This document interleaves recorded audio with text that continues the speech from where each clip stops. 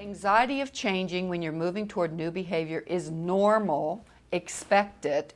That's why one of the lines I hear myself saying a lot in therapy is, feel the feeling, do the right thing. Feel the feeling, but do the right thing. Because feelings are rooted in history.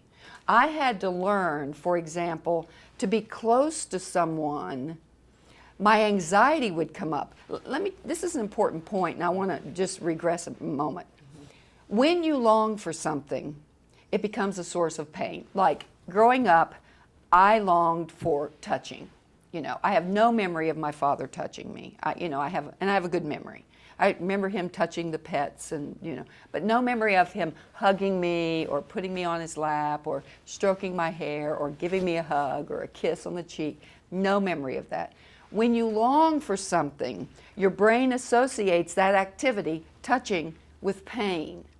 So my brain is wired to experience pain or anxiety around touching. So I could fast forward into adulthood where if somebody would approach me to hug me, my anxiety would come up because it would say you're going to get hurt. That touching equals pain. So here's what you have to do if you have a history, anything like mine.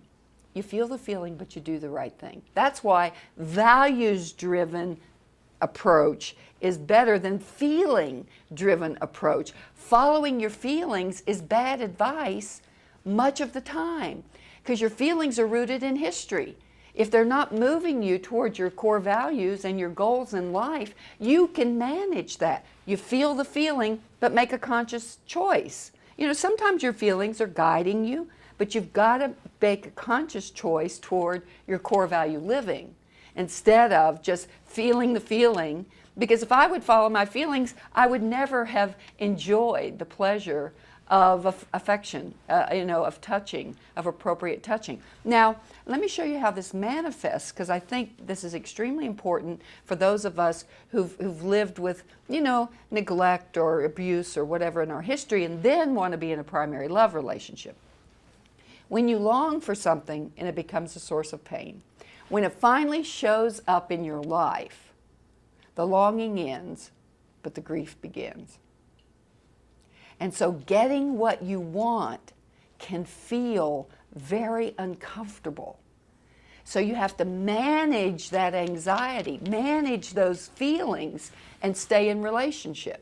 Feel the feeling, stay in relationship. Feel the feeling, stay in relationship. Now, if you don't want to stay in an abusive relationship, that's where you get a consult, because in my history, someone who ignored me felt like love. My brain was wired to think, oh, that's love, So you've got to, that's where, having a board of directors or people that you trust, a trustworthy friend or a confidant or a therapist really, really helps because they can be objective because your feelings are rooted in history and they don't always get you where you want to go.